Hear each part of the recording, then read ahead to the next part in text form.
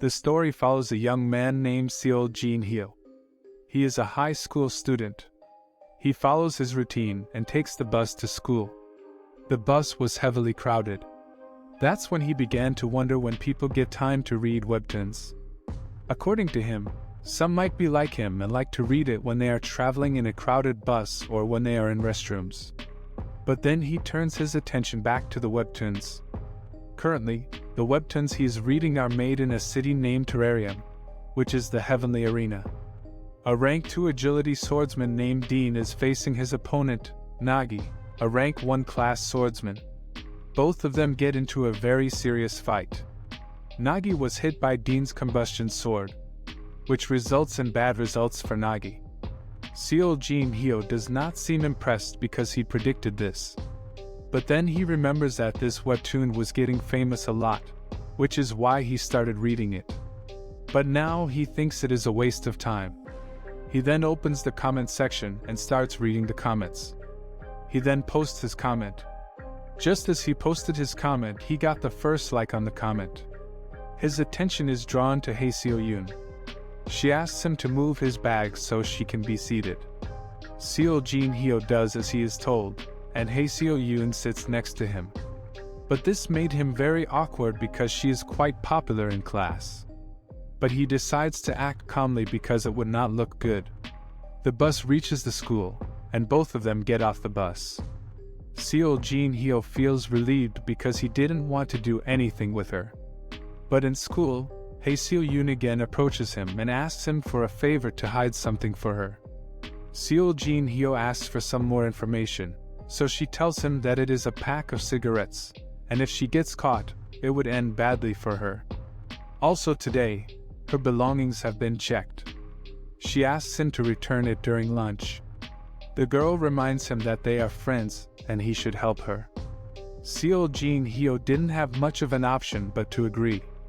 So he goes into class and sits quietly in the corner of the room. This shows his shy personality.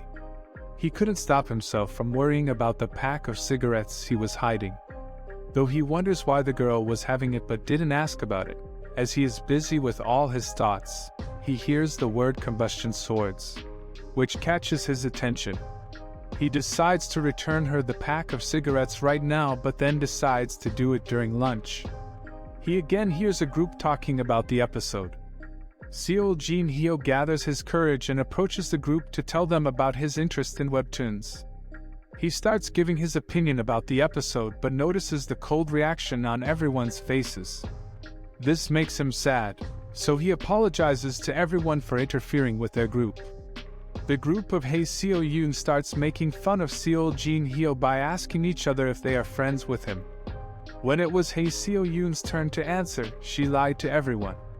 It turns out she lied to Seo Jin-hyo when she told her that they were friends.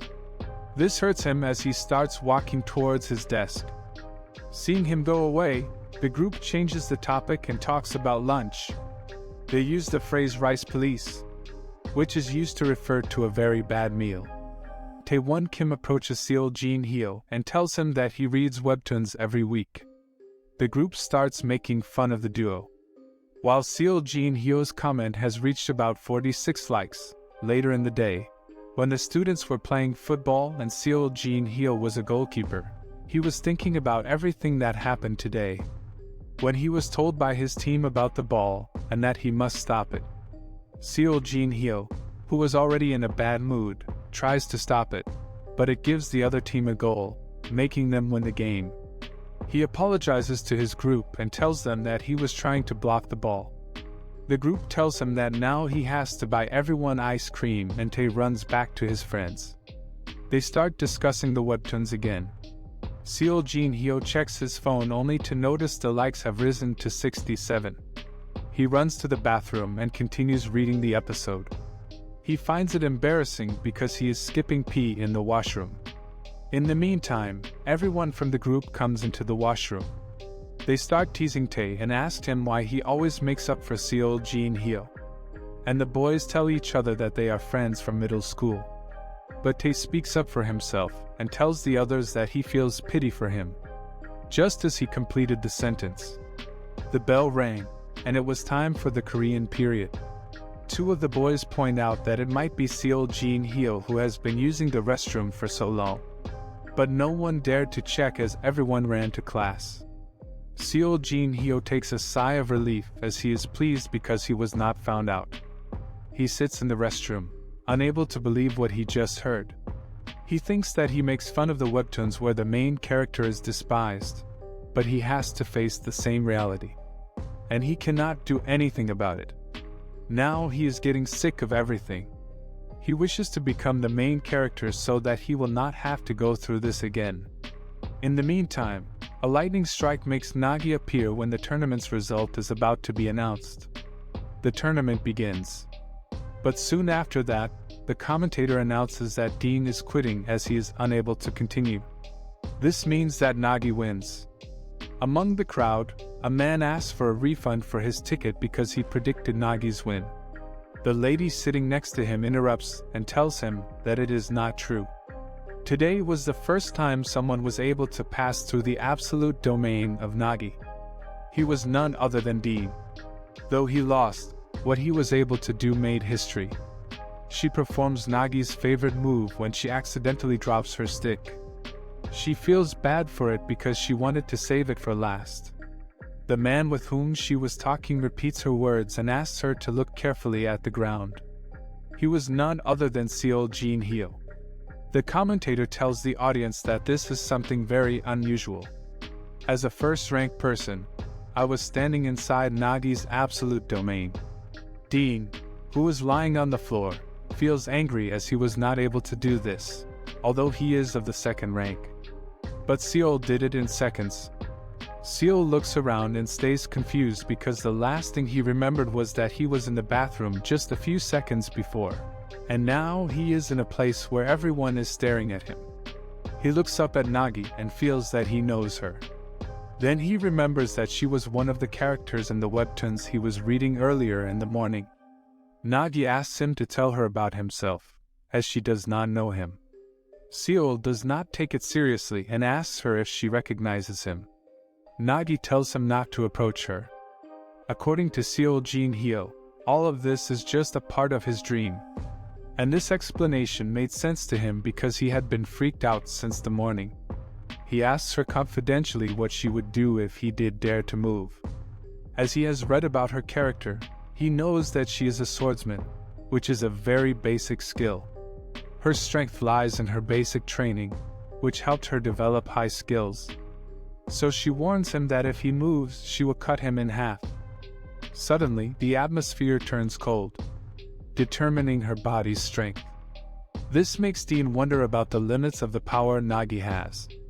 Everyone thinks that Seo is now finished because she is in her absolute domain, and no one would be able to stand it. But nothing happens as Seo Jin Hyo stays where he is. He notices the cold wind and begins to wonder about the reason behind it. Nagi takes his attitude as a no. She takes out her gun and challenges Seo Jin Hyo to come at her for a fight. Dean begins to wonder about Seo Jin Hyo's strength.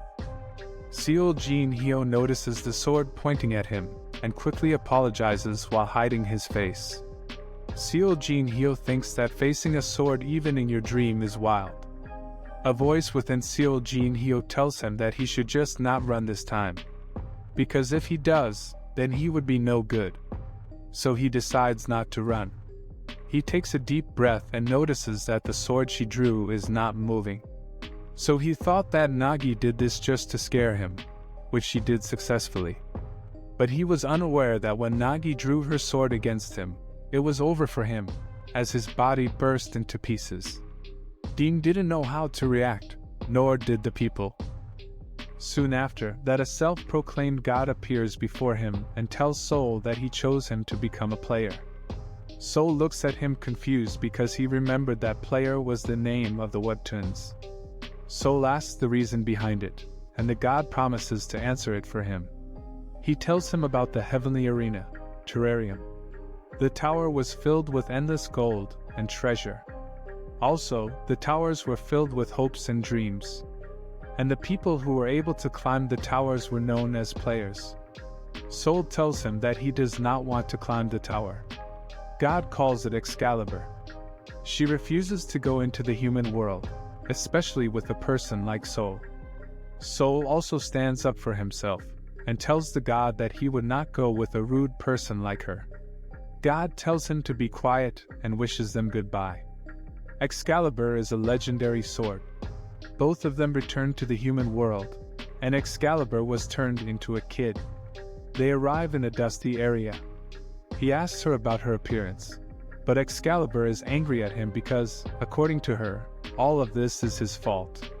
God watches from above, but there was something he forgot to tell them. Seol wonders where they are. He guesses that people used to live here before it was abandoned. God smiles as he watches them because he has also prepared a quest for them. Excalibur keeps insulting Seol for the way she looks. Seol notices someone behind her and tells her to watch out, but it's too late for that. The people keep attacking them. So Seol asks them why they are attacking them. They tell him that it should be themselves who are asking questions, not the other way around. They were the Thief Guild, and the place they were in was their home base. The class monk player tells them that they are the ones who will be paying for attacking their place. The monk orders him to capture Excalibur first. Seol asks him what they should do, but Excalibur tells him that she does not like the human world, and this is the reason. Then she tells him to shut up. Seol reminds her that there is no other way, but she tells him to stay calm. A sudden blow happens, and Excalibur disappears, leaving a sword for Seol. And Seol thinks that now he is done. Soon enough, Seol realizes that Excalibur is also known as the Ego Sword, which means a sword with a soul. It is a legendary sword that grows with its master. Not only this, it has unlimited power. But this also means that Excalibur is powerless because she has no power. After all, the sword is with Seol. Seol sees his and Excalibur's charts and finds out that both of them are at the lowest rank. While Excalibur was hiding in the corner, unable to process how she turned into such a pathetic person. All she wants to do now is go home. Seol finds her and approaches her. He asks her what they should do. But Excalibur does not turn her face towards him and tells him to leave her alone and do whatever he feels necessary. The class monk sees this and calls him a waste of time. He tells Seol that he has to pay because he destroyed the Red Hoodie's hideout. Seol thinks that the class monk might be asking for money. But one of the followers of the class monk tells them that an arm or leg would be enough. But another follower asks for his eyes as a price. This freaks Seol out. He thinks that he would die if he stayed here and all of this continued. The only solution he was able to come up with was to run away from this place at all costs. Excalibur stands up and talks back to them. She repeats their words, in which they insulted them. Seol thinks that this is a rubbish act, but the Thief Guild was able to feel the pressure. They felt that it was becoming more difficult to stand in front of her. They guessed that she might be a ranker. God, who is watching from above, smiles and knows that she will be using her leftover power, while Excalibur does the same and uses the spell die on them. The class monk was also unable to know the type of skills Excalibur has. One of the followers advised the class monk that they shouldn't fight with them, and that it would be best for everyone if they just ran at this moment. But Excalibur, who heard this, tells him that it is too late now, and now they all have to die. With this, she prepares herself to attack them. She shows her full confidence in her spell and releases it. But the fire does not reach her enemy. This confuses her, as this was not how her ability was. So she awkwardly apologizes while the class monk orders his followers to kill both of them. Seol sees this, but he is still unable to understand why she is not able to use her power. He thought that she would create a distraction, which he would use to run away. But then he thinks about his decision again, and decides not to continue his plan of running away alone. Now he makes up his mind to help her. Seol sees the class monk and others attacking her. Excalibur asks Seol why he is acting strange. She shows her confidence in Seol that he might be able to take one or two down. while she would fight with others because now she does not have much of a choice. Hearing no reply from Seol makes Excalibur turn his head, only to find him missing.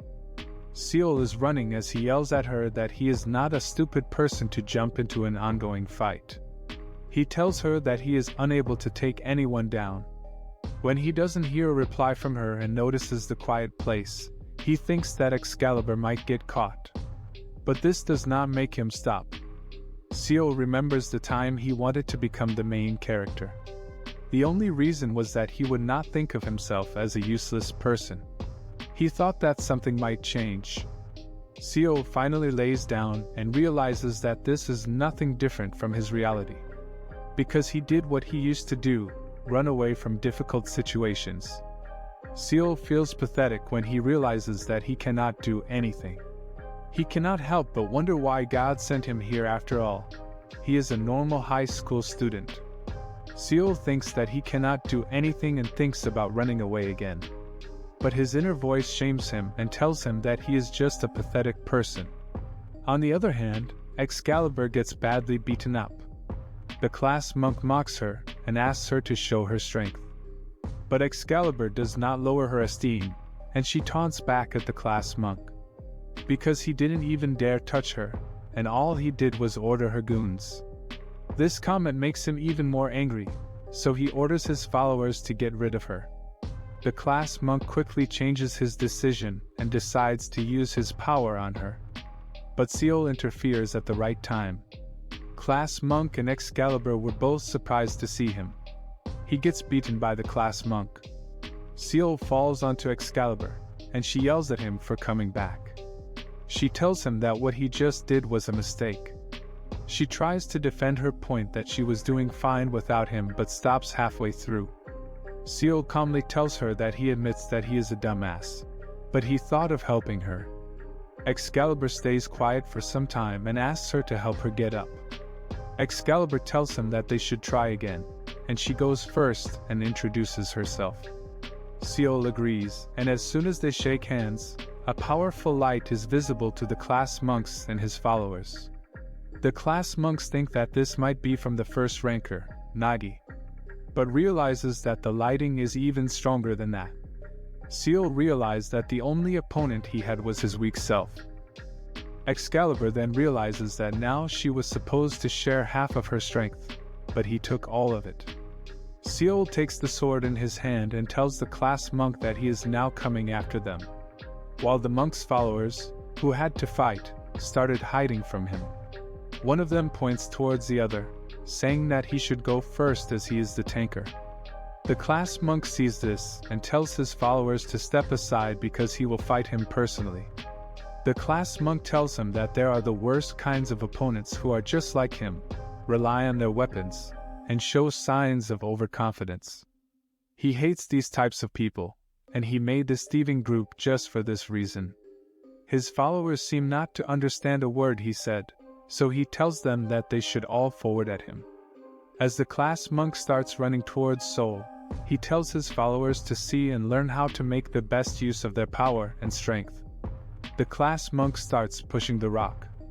His followers watch him in surprise, and they remember the reason why they still follow him. They praise the class monk and believe that he is showing true signs of being a player. Each of the followers tells the other to get out of the monk's way so that he won't be crushed. While the angry class monk thinks he would be able to win against him. Seol is using just a sword, though it is not an ordinary sword, it is an ego sword. The class monk reaches Seol and tells him that to fight, it is necessary to come close. As it is the first step, if he is unable to do that, he won't be able to do anything. The class monk has made up his mind to sell the ego sword after he is done with Seol. While Seol is waiting patiently for him, he reads a spell under which he wishes that class monk die a horrible death by this large rock. He slowly raises the sword and pierces it through. The class monk watches in surprise as the rock he pushed is turned into pieces. Then, in a flash, his own body is turned into rubble. As soon as Seol places the sword on the surface, the atmosphere fills up with smoke. Seol opens his eyes and realizes that he was able to do it. Soon enough, Seal falls unconscious. A notification appears on the scene, telling him that the class monk is dead. God watches all of this on his screen and enjoys all of it. God thinks that it is not a game that is getting better and better. He throws his phone away and takes a sigh of relief, as now he has gathered all the candidates. It is now time for the world that he created. The scene changes, and we see Duke Palbwak Willius, the second 86, on a cart with an animal named Mo Kikeo. Duke works as a coachman for the wagon Mo Kiko. In his whole life, he felt threatened for his life only once. And that took about 30 minutes earlier when he was busy grooming Mo Kikeo. When a woman approaches him, he asks for a ride. Duke jokes and asks whether he has a grandfather or not. The woman says that he does not. Duke sees a wolf on his head and an unconscious body, so he tells him to get on board. The woman was no one other than Excalibur, and the unconscious man was Seal. Soon the journey started. Seal asks him to drive carefully, as he knows what Duke was thinking some moments ago. Duke quickly apologizes for his mistake. Though Duke didn't like this because he thought that the age difference between them was just 50 years, Excalibur notices that Seal has woken, so she goes to him. But when she approaches him again, he acts unconscious. Now Excalibur is getting irritated because he has not moved a muscle since he fainted. She is starting to think that he might have just died. She does not care about him being alive or dead, but she is worried because if he had died, she would be on her own. She wonders if Arthanim will be coming to pick her up. Excalibur gets an idea, and she punches him hard. While doing so, she takes the name of a famous dish in Korea named spicy stir-fried squid with rice. This wakes him up, and he asks her what she was doing. Excalibur does not answer him directly and asks if he remembers anything. And Seal tells him that the last thing he knows is that they shook hands.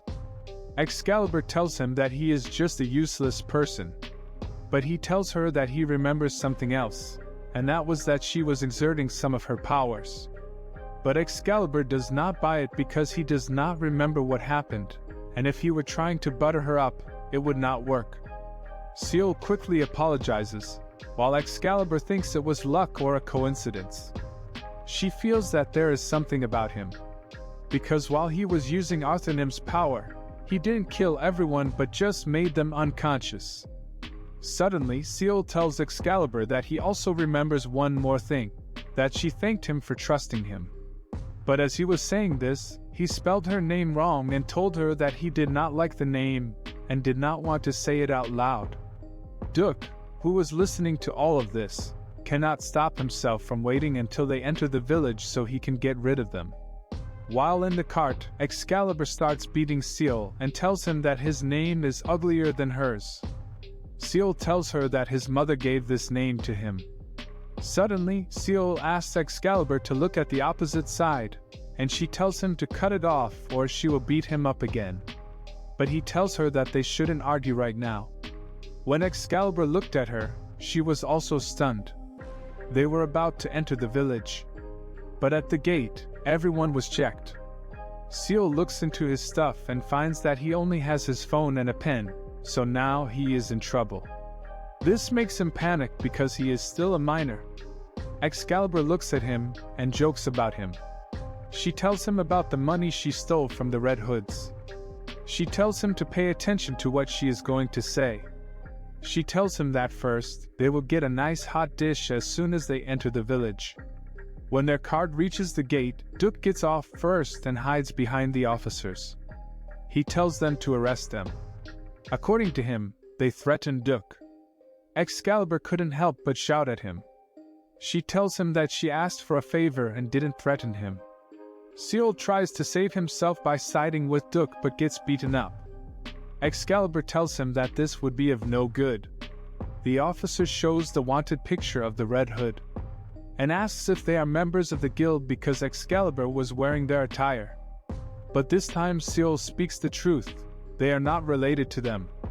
Duke tells him otherwise, and Excalibur tries correcting him again. Though luck was not on their side, the officer called other members to surround them.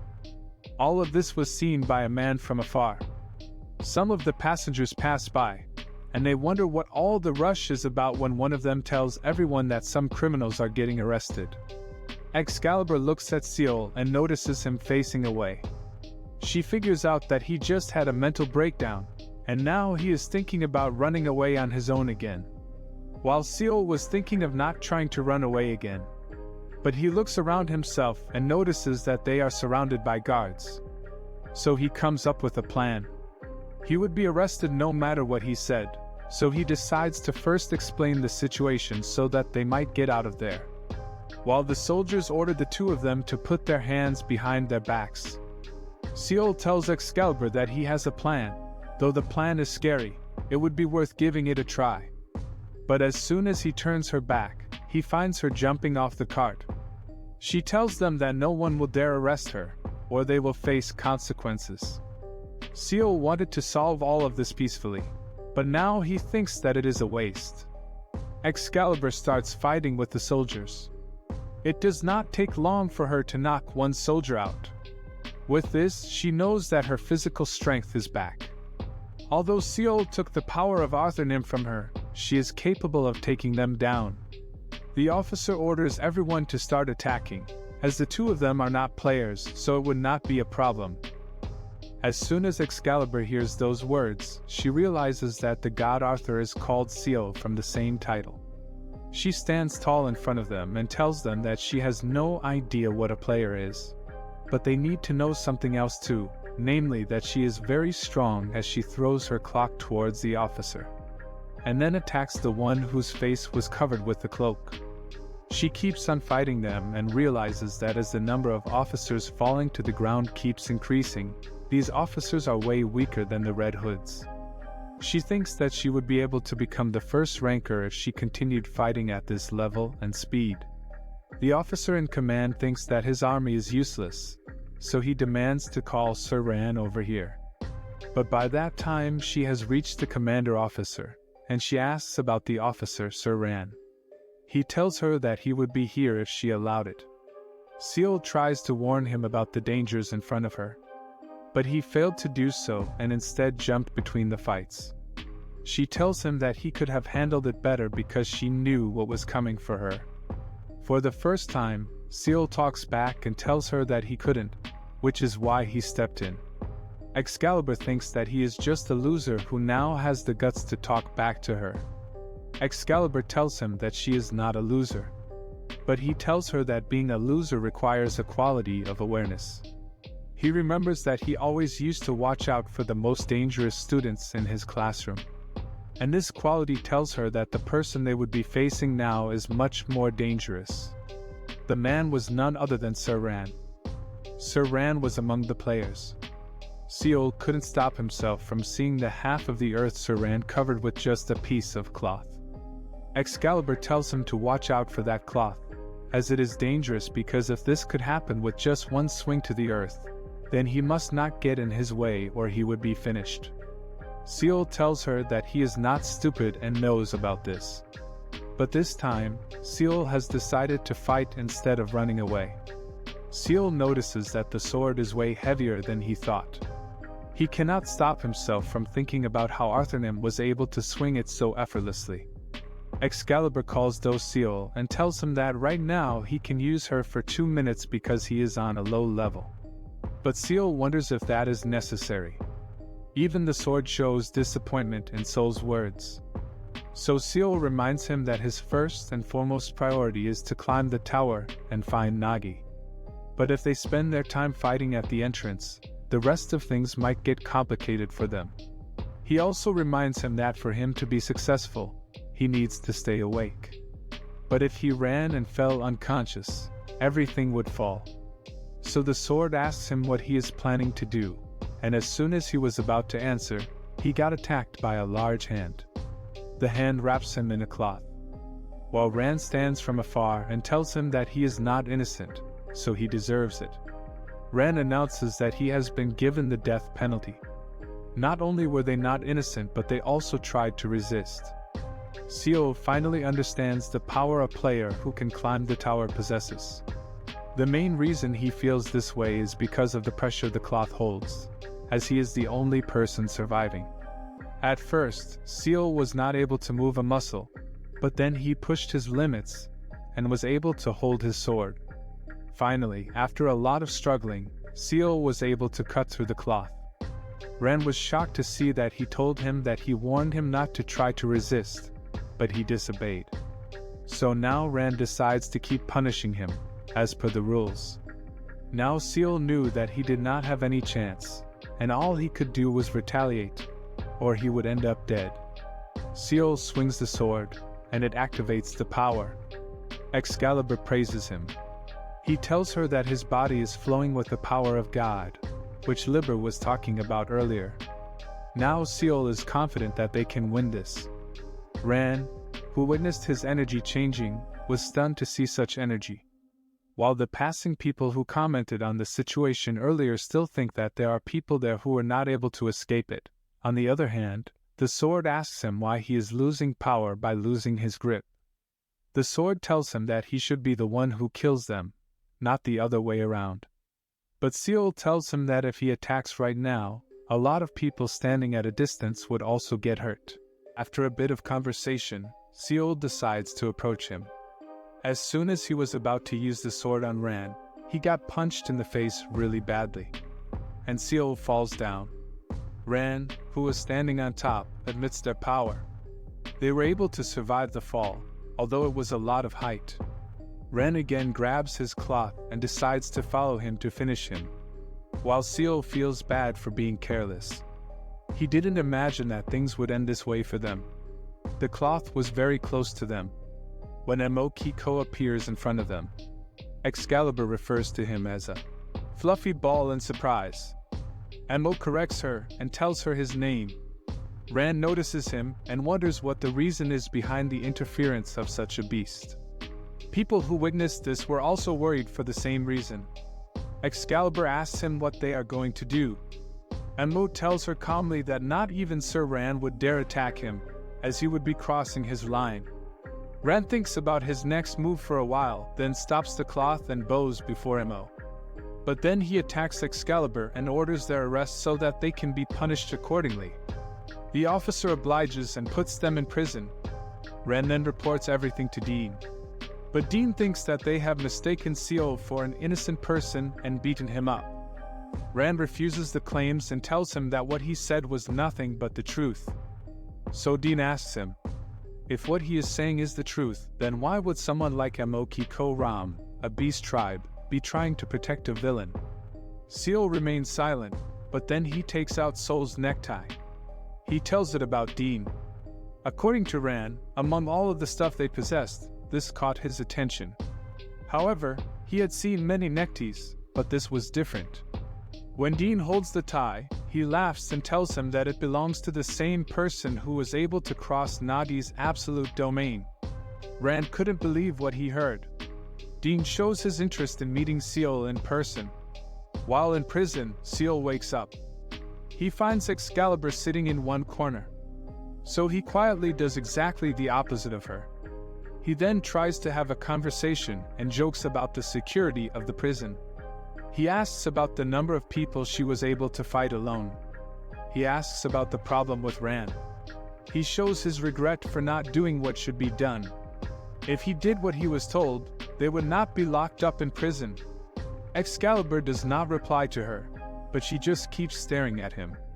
This lets Seal know that she is still angry at him. But he does not blame her for this. Both of them are in this situation because they hesitated to act. Seal was so devastated that he started banging his head on the wall. Excalibur notices this and apologizes to him. This confuses him. So he asks her the reason behind her apology. For some time, he thought that she might be faking it so she could beat him up if he let his guard down. But she tells him that it was she who started the fight. She dragged both of them along with her. Seal does not reply to her, so she asks if he paid attention to what she was saying. To which he tells her that he was. After that, she tells him that she is willing to take full responsibility but wants to apologize to him first. She even gives him the chance to beat her.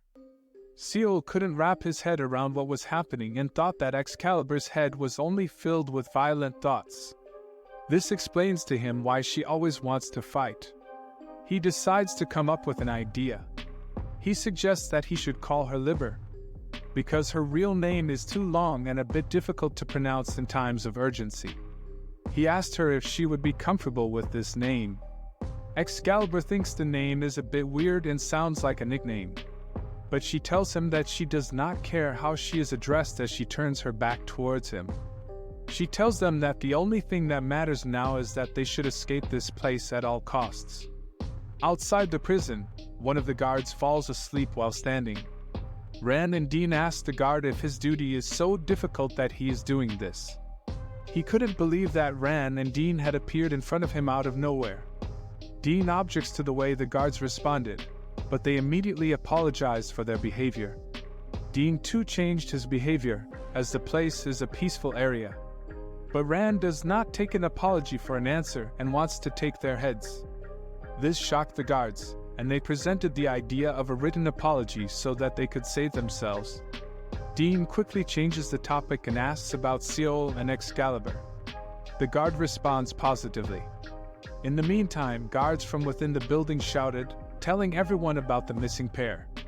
The guards immediately request an apology and even accept a death warrant as an apology. Dean and Ran go to their room to inspect it. Dean was surprised to see the hole they were able to dig in such a short period. However, what both of them did was very risky because they would be making themselves visible, which means they allowed everyone to chase after them. Seal asks Excalibur to slow her speed.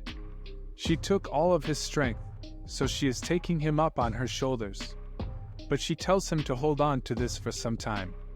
But Ran attacks them from behind, using his spell. The spell made Liber's body so heavy that she was unable to move. Due to this, Seal fell to the ground. Both of them didn't know what had just happened. Seal tries moving his hand, and he is successful in doing so. So he understands that the clothes are making their bodies so heavy that they cannot move.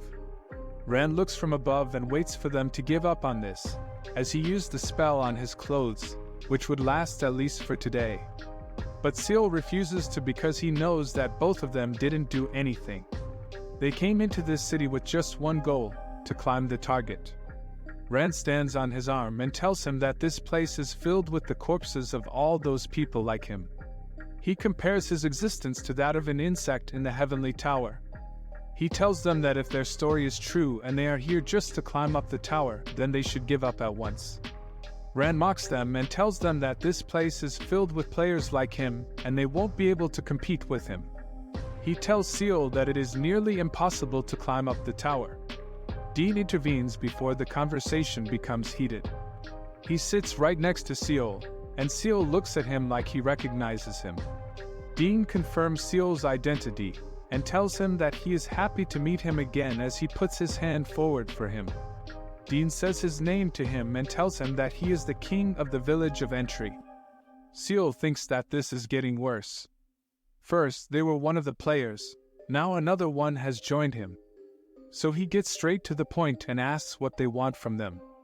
Seal has used a lot of his body strength, which is making his vision blurry, and soon he will fall unconscious. Dean looks at the unconscious Seal while repeating his question. When Seal wakes up later, he finds himself surrounded by two ladies who are grooming him. They looked happy with the result, while Seal had no idea what was going on. Some kids present in the room call Seal Big Brother. They ask about his hometown and tell him that his clothes are ugly. Seal sees Liber sitting in the bed next to him. She tells him that he should get up and eat some food, as the food here is very good. Seal asks her what is happening and where they are, but neither of them knows about anything currently. Seal shouts at her, trying to get her consciousness back, and tells her that they need to escape from these monsters as soon as possible. Rand comes to meet him and tells Seal that as he is now awake, he should get up and follow him because Dean is waiting for him. Seal does as he is told. He leaves the room and starts following Rand. While he noticed the strange behavior, Rand was beating them a few minutes ago. and he is not looking at them, which is strange for him. So he asks him how much time they have to climb the stairs. Seol is not happy with the fact that Liber is not with him. Without her, he is just a normal high school boy. Ran finally stops and tells him that they have arrived, and now he must go in alone. As he opens the door for him, Seol has no idea what is happening.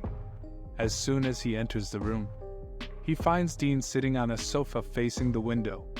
Dean welcomes him open-heartedly. He tells him that he has been surprising him until now. He was able to break through the walls, but then he got caught and fainted. Seol apologizes for digging into the hole. Dean tells him that it was not an easy job to break through the wall. He asks her if he did all of this using Nagi's absolute domain. Dean guesses that fainting must be one of his weaknesses after using power, as he puts his hand on his shoulder. Dean asks him about the type of skill he possesses. Seol has no idea how he should reply to him. He thinks about telling him the truth. Seol also realized that when Dean introduced himself as a king, he was not joking because if he were, Ran would not be following him.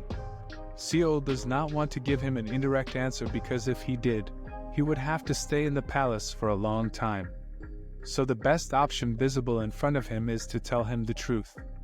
Though he is not sure about his decision, because his powers are given to him by a god named Arthur Nim. Dean realizes the long silence, so he breaks the silence and tells him that he would accept if he did not want to talk about it. Seol confirms that he does not have to answer it if he does not feel like it. And Dean tells him that it is very common, as everyone does this before becoming a player. This was a sigh of relief for Seol, but he asks Dean if he knew about this, then he did ask it. Dean calmly tells him that it was his curiosity. Listening to this answer pisses Seol off, but he acts calm and asks the reason behind the two of them meeting. Dean tells him that he had some of the things that belonged to him, so he just wanted to return them. He hands him back his tie, mobile phone, and pen. Seol realizes that Dean has realized them because he believed in their innocence. This news was enough to make him happy, and he thanked him. Dean tells him that Mokiko's coachman accepted that all he said was a lie and that the two of them were not members of Red Hood. Dean tells him that he ran away after he told the truth about them. This news was a relief for Seol because now he realizes that his hesitation was right. His efforts were not in vain, and the people needed to be protected.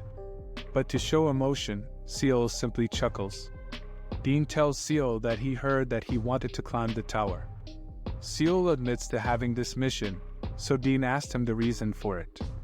So Seol tells Dean that his goal is to beat Nagi, the first-ranked player. Ren was listening to the whole conversation from outside the room. Dean stays quiet for some time and then asks him if he can look out the window for him. This surprised Seol, as his expression changed. But he obliges, and when he does look out, all he sees are tall, beautiful buildings. Dean points towards the building behind the fence. Those buildings are owned by a guild named Avalon. Avalon is the guild name, which is directed by Nagi. At that point, it became very clear to Seol. When he made defeating Nagi his goal, he meant that he would also be taking care of the people who surround her. Defeating Nagi was not just a mission, it was a declaration of war. Seol questions whether he will be able to do it or not, because he remembers that he was among those people who were not able to do a single thing even in school society. Dean shows his confidence in him and tells him that he will help him climb the tower, which is the first part of the mission. Dean also tells him not to address him by the title, Sir. He tells him to count on him, as he is there to help him. Also, both of them have the same goal. Seol asks him where they should start their mission, but asks him to let go of him because it is very difficult for him to breathe. Dean happily steps back and lets him go. Dean asks him if he has applied for the player candidate registration. Seol makes his way out of the room. Although all of it was exhausting for him, at least he was able to find a way to climb the tower. Ran, who was standing behind him, asked him if a person like him would be able to climb the tower. As soon as Seol turns his head, Ran bows in front of him and tells him that, sadly, he does not have the power to climb up the tower, and he must consider this a warning. But Seol did the opposite of what he was advised. He stepped ahead and talked about absolute nonsense. Seol listens to everything as his emotions change from surprise to anger. Ran again humiliates him and tells him that a person like him would never be able to defeat Nagi and that he must not dream about these things. He tells him that if he still thinks he can, that he would be willing to help him realize his place. And for this, they won't have to go anywhere. Suddenly, Ran fell to the ground, and behind him, Liber was standing. She calls Ran and Dean a waste of time. Ran stands up and tells her that she will be paying for her attitude very soon. Liber tells him that won't be happening, as they would be becoming stronger even than she thinks. Seol takes her side and tells him that they will become stronger and climb up the tower. He also shows his confidence in defeating Nagi. Ran does not make a scene, realizes that his words won't work on them, and walks away. But Ran is unable to understand why Dean is still fond of them. So Ran tells them that he will be watching their attitude fall to the ground. Seol takes a sigh of relief as Ran leaves. But Liber tells him to stand still and have some self-respect. She suggests that they should get stronger, but before this, they should go out. Seol agrees and takes her to the place where Dean told them. Both of them reach the first gateway. The play of the candidates is about to begin. But this is not good for Seol, as he has no idea where the testing is. Liber is angry at this revelation about him because she is getting tired of running around the place just because he does not know about the site. Seol tells her that he thought for a while that it wouldn't take that long. She tells her that they don't have to find it anymore. All they have to do is find people who are also about to give tests and follow them so they can find the center. Liber asks him what he knows about the people. He tells her that Dean said that he would be able to recognize them with just a glance. But soon Seol starts panicking because he has no idea how he will find the people or how he will be able to make it to the center. Liber is getting sick of him because all he is doing is proving himself to be a useless person. Liber's attention is taken by Jandraken, who asks permission from his master to kill. But his master tells him to have some patience.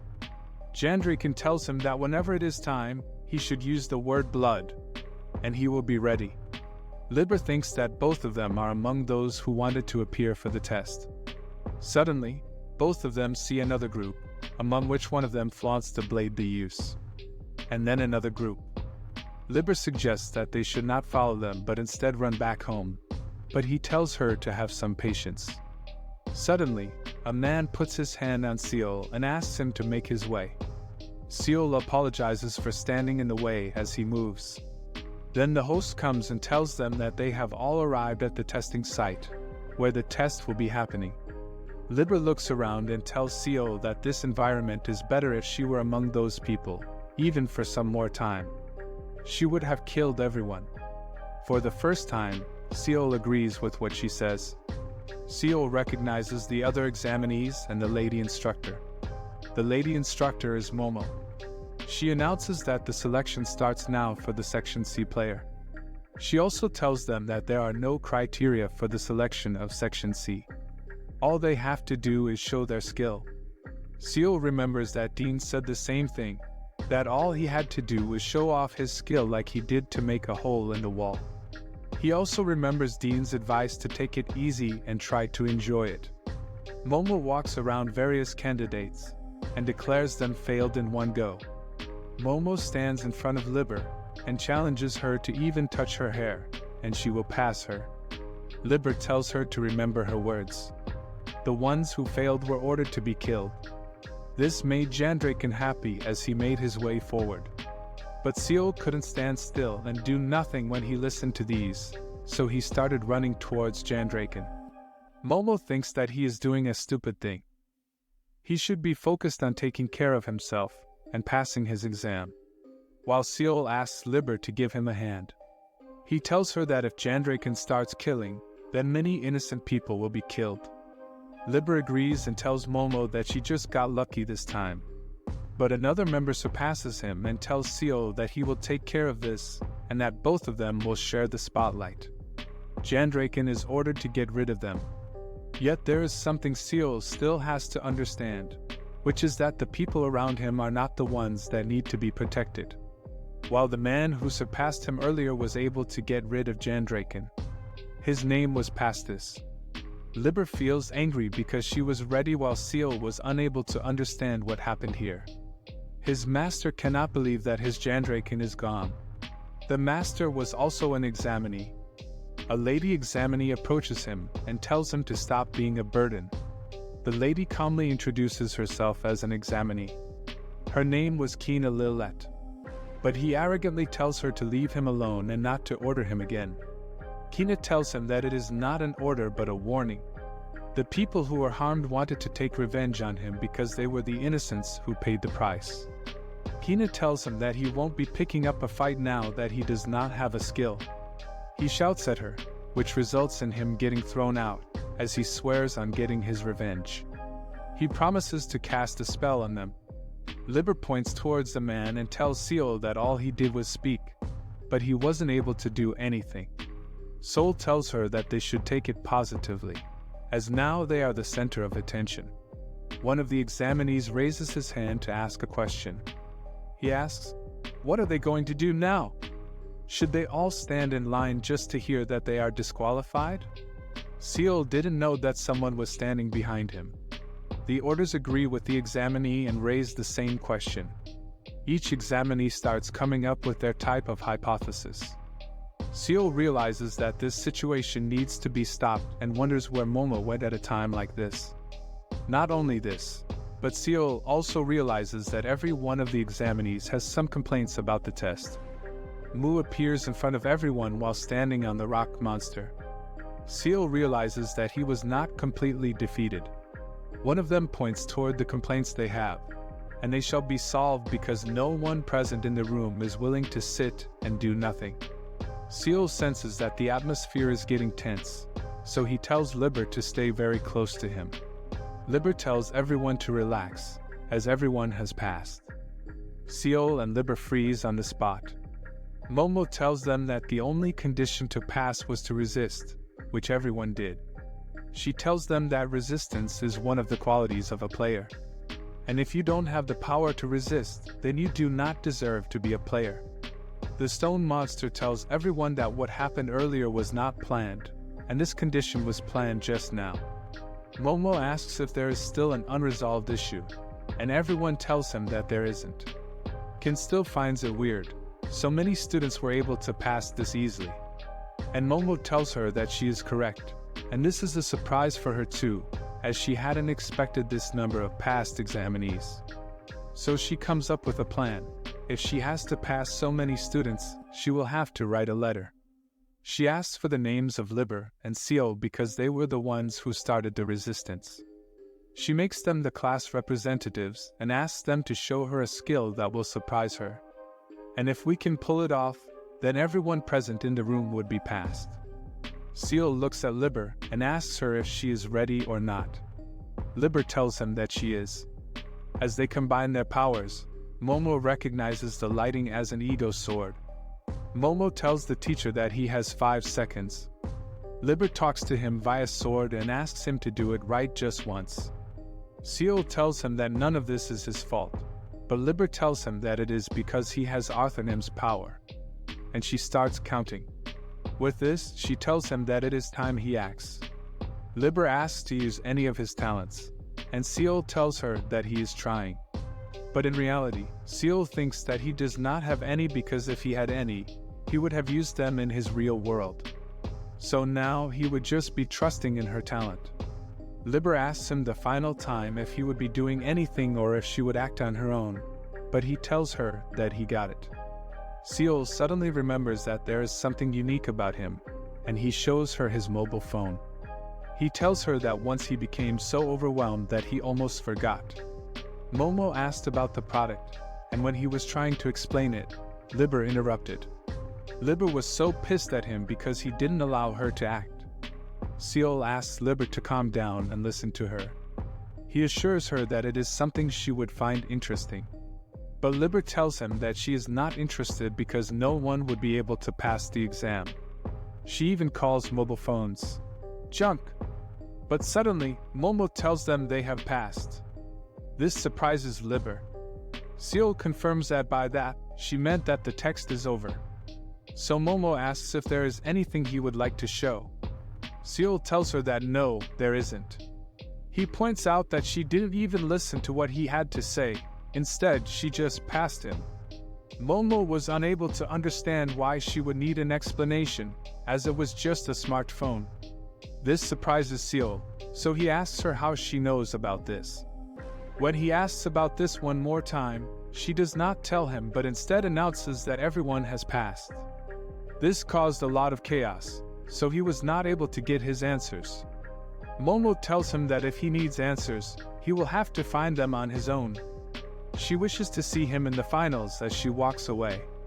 Seol has returned, but he has not been able to figure out how she knew about the phone. He tells everything to Dean, but Dean tells him that he has no idea what he is talking about. Dean asks him if he wants his help to investigate the matter, but Seol politely declines the offer, and he walks back to his room. He thinks that the only reason he declined the offer was because he had not done anything. Up until now, he has just been receiving things from Dean. Seol thinks that there is someone else in his world. But the thought of reality makes him fear it, though he was the one who wanted to change it. Dean calls Ran and asks him to find more information about smartphones, while a man appoints his man to find out the location of the smartphone so that it could be retrieved. And if anyone dared to interfere, they would be killed. Thanks for watching this video. I hope you found it enjoyable. If you want to see the next part of this video, please let me know by liking this video and subscribing to my channel.